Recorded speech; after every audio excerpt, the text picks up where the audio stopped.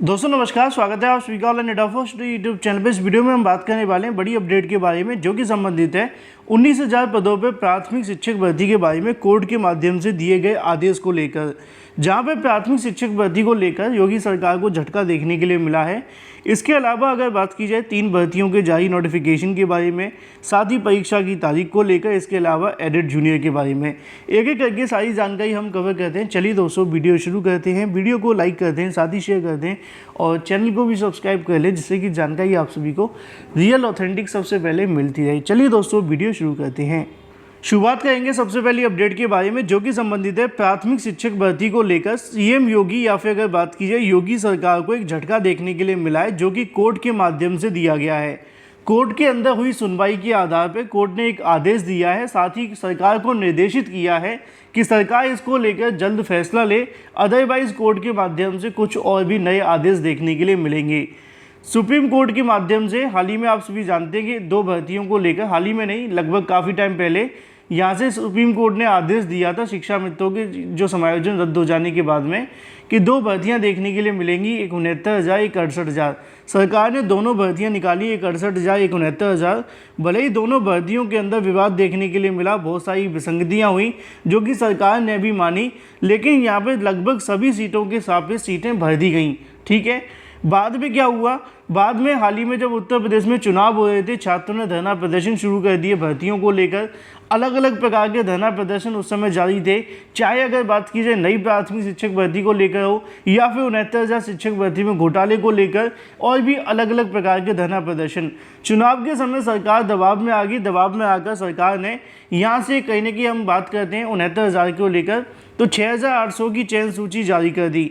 अब ये जो 6,800 की चयन सूची जारी की थी, सरकार ने ये कहा था कि 69,000 शिक्षक भर्ती के अंदर उनसे विसंगति हो गई है, और उसी विसंगति को दूर करने के लिए 6,800 की सूची जारी की गई। लेकिन उसको लेकर सरकार बुरी तरीके से फंस गई, और यही वजह है कि आज तक 6,800 को नियुक्ति नहीं मिल सकी। उसके बाद बहुत सारे अभ्यर्थी कोर्ट चले गए। मैंने कई बार आप सभी को वीडियोज़ के माध्यम से कहा है कि 19,000 पदों को लेकर छात्रों ने दावा किया है कि 19,000 से ज़्यादा 69,000 शिक्षक भर्ती के अंदर सीटों पर घोटाला हुआ है।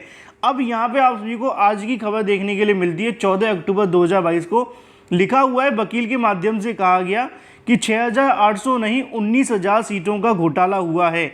तो जज के माध्यम से कहा गया कि नौकरी दीजिए, वरना हमारे माध्यम से फैसला देखने के लिए मिलेगा। क्योंकि आप सभी जानते हैं 69,000 शिक्षक भर्ती को लेकर 6,800 की सीटों पे सरकार के माध्यम से कोई अपना स्टैंड क्लियर नहीं है। हर बार की तरह सरकार अपना जवाब देकर निकल जाती है। एक बार फिर से यहाँ पे देखने के लिए मिलेगा कि सरकारी वकील नहीं रख सका कोई भी पक्ष। 25 मिनट तक ये बहस देखने के लिए मिली। लिखा हुआ है कि 69,000 सहायक शिक्षक भर्ती के अंदर आरक्षण घोटाले मामले को लेकर गुरुवार को हाईकोर्ट की सिंगल बेंच में बहस देखने के लिए मिली। अभ्यर्थियों की तरफ से वकील जो की गए थे सुदीप सेठ जी, उन्होंने जस्टिस पंकज भाटिया के सामने अपना पक्ष रखा। वहीं सरकार की तरफ से आए हुए वकील संजय बशीन के माध्यम से सिर्फ बैठ गए इस तमाशे को देखा गया। उन्होंने सरकार का कोई भी पक्ष नहीं रखा गया। कोर्ट में करीब 25 मिनट तक चली बहस के आधार पर वकील के माध्यम से कहा गया कि सरकार मानती है कि इस भर्ती के अंदर आरक्षण का घोटाला हुआ है, इसलिए वह 6,800 पद जोड़कर निपटारा करना चाहती है। लेकिन यह घोटाला 19,000 सीटों का है। सरकारी वकील संजय बशीन ने बताया कि जस्टिस पंकज भाटिया ने कहा कि अगर आपको कुछ अपना हल्फनामा देकर पक्ष रखना चाहते हैं, ताकि आरक्षण घोटाले को लेकर सरकार की स्थिति स्पष्ट हो सके और पता चल सके कि सरकार आरक्षण पीड़ित अभ्यर्थियों को न्याय देने के लिए क्या रुख अपनाना चाहती है। इसी के आधार पर यहाँ पर अगली जो तारीख है वो लगा दी गई। अब जो अगली तारीख लगाई गई है वो 19 तारीख देखने के लिए मिलती है। यहाँ पे लिखा भी हुआ है कि सुप्रीम कोर्ट के आदेश के आधार पर भर्ती देखने के लिए मिली 69,000, इसके अलावा 68,000, इसलिए इस भर्ती के अंदर पद नहीं बढ़ सकते हैं। यह भर्ती शिक्षा मित्रों के समायोजन रद्द करने के आधार पर देखने के लिए मिली थी। सुप्रीम कोर्ट के आदेश पर 2 भर्तियाँ निकाली गई थी। उसी के आधार पर दोनों भर्तियों के अंदर यहाँ पर छात्रों का कहना यह है कि आयोग अभ्यर्थी टीचर बनकर सैलरी ले रहे हैं और बहुत सारे अभ्यर्थी बाहर बैठे हुए हैं। यहाँ पे लिखा भी हुआ है कि वकीलों ने दावा किया है कि 27% आरक्षण उनको मिलना चाहिए था, लेकिन जो आरक्षण मिला है वो 3.80 देखने के लिए मिला है।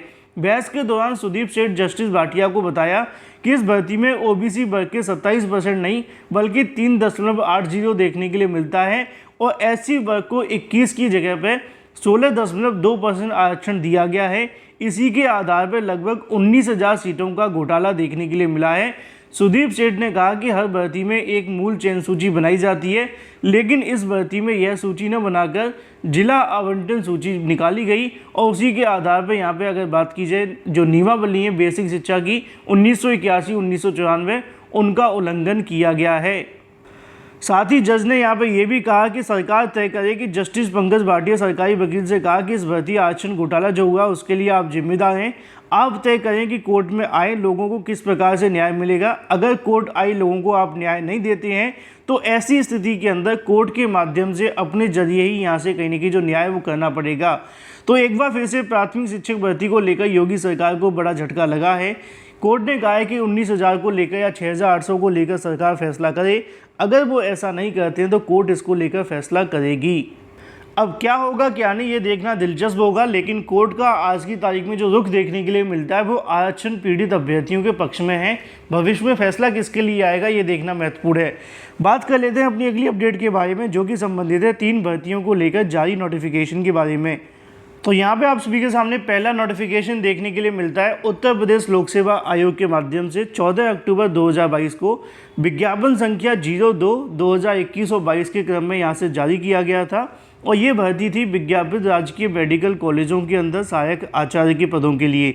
पद यहाँ से एक देखने के लिए मिला था और इसके संबंध में यहाँ से जो परिणाम है वो घोषित कर दिया गया है। किसका चयन हुआ है उसके बारे में जानकारी दे दी गई है।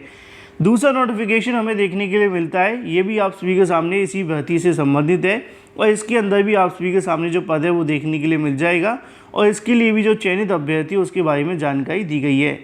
बात कर लेते हैं अपने तीसरे नोटिफिकेशन के बारे में और ये नोटिफिकेशन भी जारी किया जाता है उत्तर प्रदेश लोक सेवा आयोग के माध्यम से। लिखा हुआ है प्रेस विज्ञप्ति के अंदर कि विभागीय परीक्षाएँ 2022 में सम्मिलित होने वाले अधिकारियों कर्मचारियों कृषि विभाग को छोड़कर एडर द्वारा सूचित किया जाता है कि उक्त परीक्षा 10 नवंबर 2022 से लेकर 18 नवंबर 2022 को देखने के लिए मिलेगी। उत्तर प्रदेश लोक सेवा आयोग की परीक्षा भवन प्रयागराज में आयोजित होगी।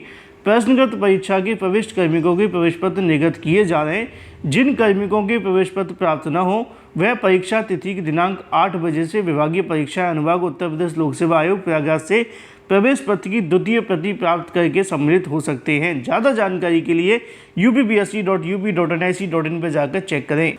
अंत में बात कर ली जाए एडेड जूनियर शिक्षक भर्ती के बारे में, क्योंकि लगातार अभ्यर्थी इसको लेकर पूछ रहे हैं कि एडेड जूनियर शिक्षक भर्ती का क्या होगा। एडेड जूनियर शिक्षक भर्ती का वही होगा जो मंजूर खुदा होगा, ऐसा कहा जाता है, लेकिन आप जानते हैं कि सरकार की जो नीयत है वो साफ दिखाई नहीं दे रही है। एडेड जूनियर शिक्षक भर्ती के बारे में लगातार अभ्यर्थी धरना प्रदर्शन कर रहे हैं। अधिकारियों के माध्यम से एक बार फिर से आश्वासनों का दौर जारी है, लेकिन वो ज़मीनी स्तर पर कब तक उतरेगा ये देखना महत्वपूर्ण होगा।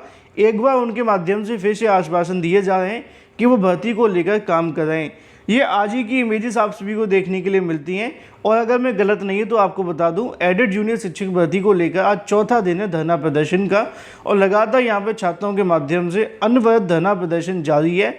शासन आदेश जारी करने के लिए अधिकारी मिलने के लिए अभ्यर्थियों से आते हैं, आश्वासन देते हैं कि जल्द भर्ती को लेकर कार्य करेंगे, लेकिन सही मायनों में अगर देखा जाए तो सिर्फ आश्वासन के अलावा अभी तक कुछ ज़्यादा देखने के लिए नहीं मिला है। अगर यहाँ पे अभ्यर्थियों की संख्या बढ़े तो शायद सरकार के ऊपर ज़्यादा दबाव बनेगा। बाकी आप क्या कहते हैं कमेंट करके बताएं। वीडियो को लाइक कर दें, साथ ही शेयर कर दें।